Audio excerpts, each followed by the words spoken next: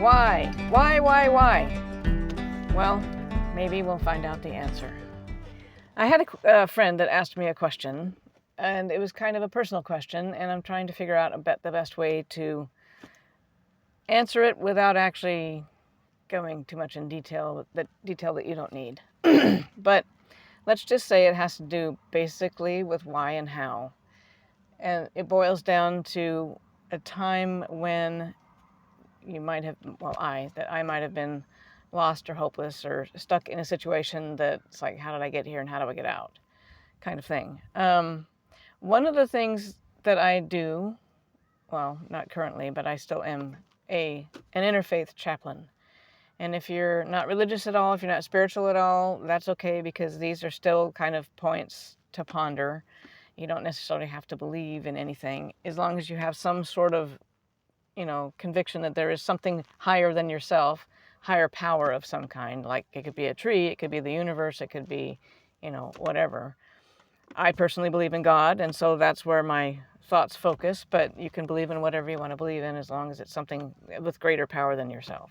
So anyway, pick that. So this question of, when was a time that you were kind of hopeless or lost or, in a situation that you wanted to get out of,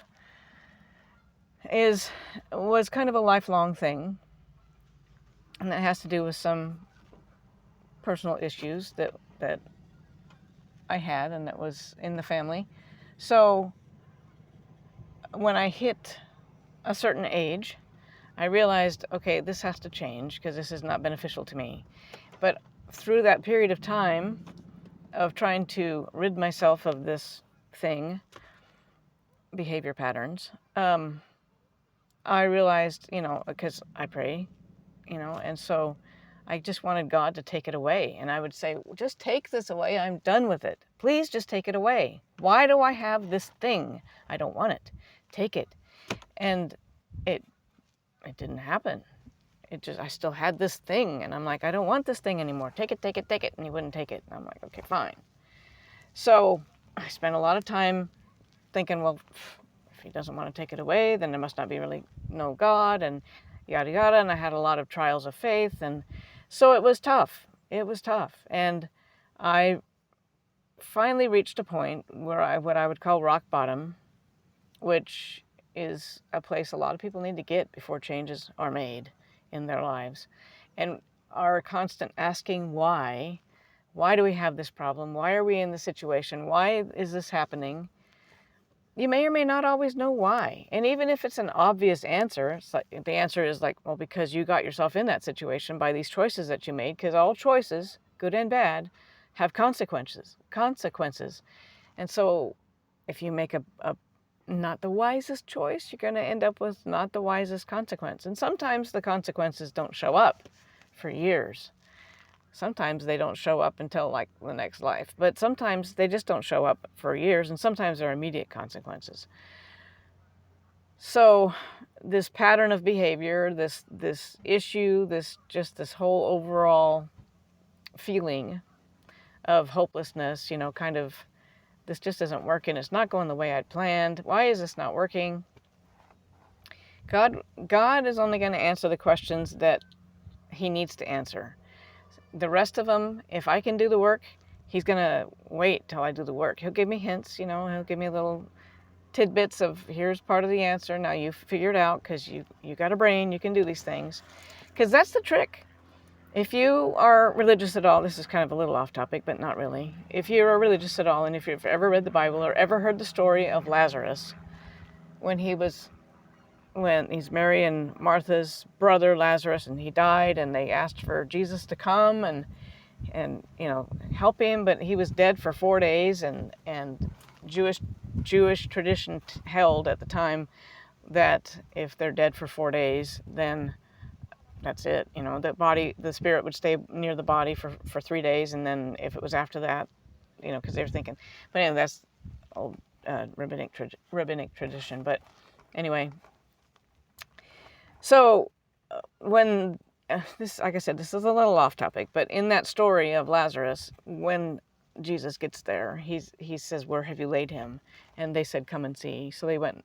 they took him over to where he was, and he told them to roll away the stone. So they did, and he told Lazarus, Lazarus, rise and come out here. So he had that power to come out, and he did. And then Jesus told everybody, Mary and Martha, to take the grave clothes off of him, unwrap him, And so they did. So that boils down to, Jesus could have done all of that. He could have rolled away the stone. He could have got him out there. He could have miraculously taken off of his little wraps, but he didn't. He made them do everything that they could do. They could roll away the stone. And when Lazarus was, when he was raised from the dead, he had the power to stand up and walk to the door. And Mary and Martha had the power to unwrap him. Jesus didn't need to do that. That didn't require a miracle. And sometimes in our lives, we want this miracle to happen. Take away this thing that I have. I don't want this. When, God's sitting there going, you can take care of this. I can help you, but you can take care of this. If it requires my special touch, my miracle, my whatever, I'll step in. But in the meantime, I'm here. I'll guide you. I'll comfort you. I'll do whatever. But you can do this. I've given you the power to do this. And resources. A lot of times people don't recognize that resources are out there to use. God's given you access to these resources to use, like therapy, like a doctor, like medication, like exercise, like better nutrition, like whatever, better sleep. All these things that people don't take advantage of because they want this miracle cure of whatever it is. And if it's a science thing, if you don't believe in God and you're all about science or whatever, same thing. I know a lot of people that are science-based people, and they don't believe in God, but they believe that science is their higher power, which is fine, but they don't take advantage of the stuff that's available, or they take too much advantage of it, and then they get stuck on like a bazillion medications that are not working because they're all counteracting each other. But that's another story. But you see where I'm going with that? So again, this time, that going back to the beginning, when I was asked this question about this time when I was feeling lost or hopeless or whatever and stuck in this situation, I hit rock bottom several times and kept, asking God to take it away. Well, newsflash, God's not going to rip it from my hand, take it away. It's just not. That's not his MO. Everybody has, every human being ever was given agency to choose. And the choices we make are what get us in the situations that we're in, generally speaking. There are situations, especially with little kids and animals, but little kids that get in, that are victims of other people's poor choices. I'm just going to leave it at that. So that aside, everybody has the power to choose. Not everybody has the power to act, like in the situation with a little kid who gets stuck with somebody's poor choice against them. They don't necessarily have the power to do anything about it. That adult did. I'm not going to go into that. That's a different topic. But so how did I get through this, and how did I get past this situation? Because I did. Eventually I did. And God doesn't, like I said, God doesn't just take away the trials. And asking why sometimes can help. And once you figure out why, sometimes can help. Oh, this is why this situation happened. You can correct the situation. Maybe not. You can correct the situation and make the changes you need to make to improve the situation, to improve your life, to make the big changes you need to make. And I'm a big advocate of baby steps. Baby steps, baby steps, baby steps to make this goal happen. However, sometimes those baby steps aren't sufficient. You need to make one giant step. And if that one giant step is scary, and if you believe, again, going back, if you believe in God and if you pray, the trick to praying is you make the decision first. Whatever the decision is, it's like, oh, I need you to tell me what to do. Well, you need to figure it out. Figure it out. Even if it's outlandish, figure it out. Say, okay, this is my decision. I've decided to do this. Then again, if you pray, go and pray and ask God. Say, look, this is the decision I've made. Is this the right answer? And then wait for the answer. If you're still confused about that, answers, like, well, did he say yes? Did he say no? Is this the right way or the wrong way? If you're still confused about it and you're just muddling about it for, a couple days, a week, or whatever, it's not like a one and done pray thing. Sometimes it is, but not always. If you're still muddling about it and can't figure it out, make another decision. Decide something different. And then ask again. Keep doing that until you get peace in your mind and peace in your heart about the right thing to do. And sometimes it's a part of the first one that you decided and a little part of the second one. Maybe you just had it mixed up, or maybe it's the right decision but the wrong time. A lot of times that happens. Right decision, wrong time. So again, this is about, what to do when you're feeling hopeless and lost and things like that. And my situation is what I was asked about. And so that's what I did, basically, is I just threw myself into changing myself by spiritual means. I mean, I started paying more attention to scriptures and going to church more frequently and becoming more converted in my heart to the things that I knew growing up. And that's what it took, for me anyway, along with a lot of support from the outside things that were given to me by God and by everybody. I went to therapy. I had some support groups. I had different things that I was able to use. So there's stuff out there. And I'm a why kind of person. Why did that happen? Why do you want me to do that? I want to know these things so it makes sense to me. And I spent a lot of time doing the why thing for this particular situation. And it literally took decades for me to figure out why. And actually it was a therapist who sparked that answer. She sparked the answer. I found the actual answer in my own research and was able to figure out, oh, that's why. That's why. Not that it made a difference as to where I was going as far as changing myself. I was still going to be doing that. But it helped me to understand and resolve in my head how the situation came to be and how I ended up where I ended up. Does that make sense? So I'm sure if you think about what's gone on in your life, the things when you think back, it's like, what have I done to get myself in this situation? But not in a way that you're bashing yourself, because that's counterproductive.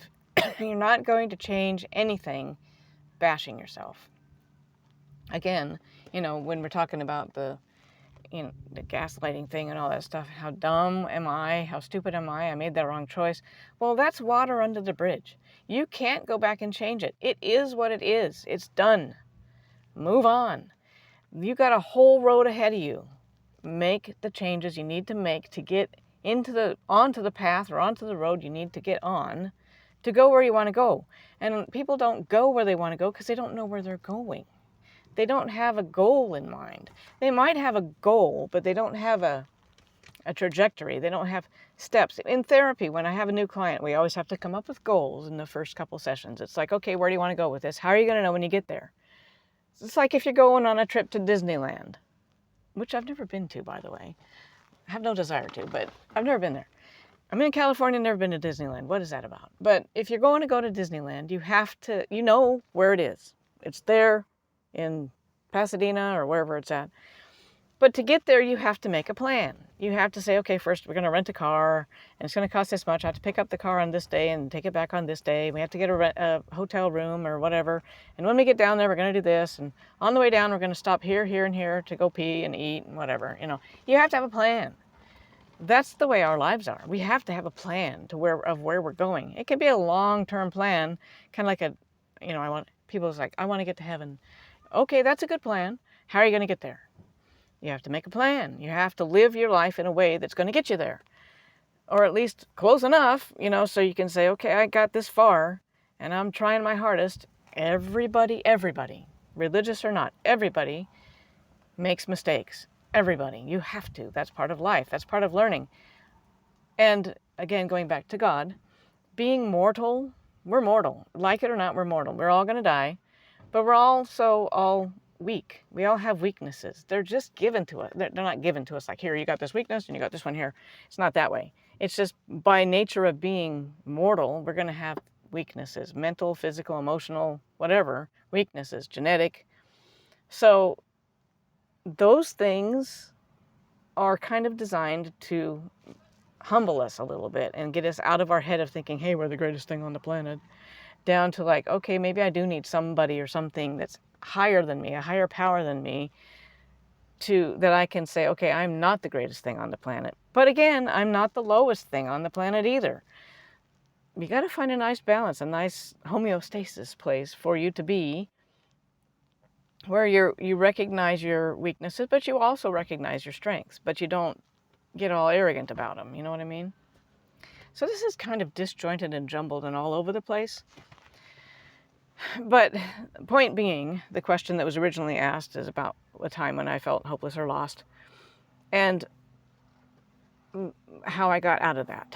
And how I got out of that was my turning to the resources that were available to me, which for me was church and scriptures and God and lots of praying and lots of repenting and lots of that kind of thing. Also taking advantage of, secular things that were available to me. Like I said, support groups and therapy and things like that. And they all helped. The combination of the things helped. People who don't take advantage of that kind of thing, they don't take advantage of the, therapy world or the, medical world, or proper nutrition, proper sleep, proper exercise, and all that kind of stuff. They don't take advantage of anything, or even on the spiritual side, they don't take advantage of that if they're spiritual. And they just, rumble through life complaining about, I feel crappy, I don't want to do this, I don't know why God's doing this, and they do this martyr thing. Oh, that's not going to get you anywhere. It's just going to be a big drain on your life and everybody else's, So buck up, do what's available to you, because there's stuff available. There's stuff available, even if it's just somebody to listen. There's something available. And going back to the serenity prayer that you probably know, basically, the whole God grant me the wisdom to accept the things I cannot change. If you take it in a hiking context, which, take it in a hiking context, accept the things I cannot change, which would be like a trail. You can't change the trail. It's just there. And then change the things I can, which would be, how much are you going to put in your backpack? What are you going to take with you on the trail? I always have everything on the planet in my backpack, which is why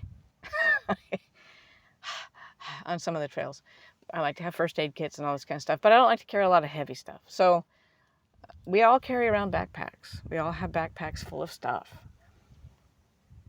Sometimes it's needed to empty that backpack a little bit, which is where the therapy comes in. So change the things you can. And the wisdom to know the difference. It's like, what can I change and what can't I change? And then I have to accept what I can't change. So, again, I told you this is kind of long and disjointed and a little bit out of, this is how my mind works. It's just all over the place all the time. So anyway, that's the point. Take advantage of what you can take advantage of. Not like exploiting, but, use what's available. If you're religious at all, turn to that, whatever that might be. If you're not religious at all, identify some sort of, something that might be a higher power for you, because you aren't the most powerful thing on the planet. And then make the changes that you can make and do what you need to do to get out of the situation you're in. And again, if you're religious, use that, little prayer method of decide first, ask if it's the right decision, and if it's not the right decision, you'll know, you'll still be confused, and then just keep going back with a different decision until you feel peace in your mind and in your heart, even if it's a decision you don't want to do. Those are the hardest, and that's usually what it is. It's the one that you don't want to do is the right answer. So anyway, I'm sorry this is long and disjointed, but if you even made it this far, congratulations. So many people don't. So anyway, if you have questions or comments or whatever, just leave them below. If somebody mentioned, if you're on the TV, if you watch this on TV, that it's not an option to leave comments, which I didn't even think about. And I noticed too on TVs, it's always out of sync for some reason, and I'm not sure why, but it's just a little out of sync. It drives me nuts. That's why I watch it on the computer, YouTube on the computer. So you can leave comments on the computer or on your phone, but apparently you can't leave them on your TV. And if you have a Gmail account, you can leave a comment without having a channel because it's part of the Gmail package. So anyway. That's it for now, and it's getting windy for some reason. It's not bad today, though. It's perfect hiking weather. So anyway, I will leave that with you for the moment. You can think about that, and then let me know if you have any questions. So until I see you next time, thanks for joining me, and I'll talk to you later.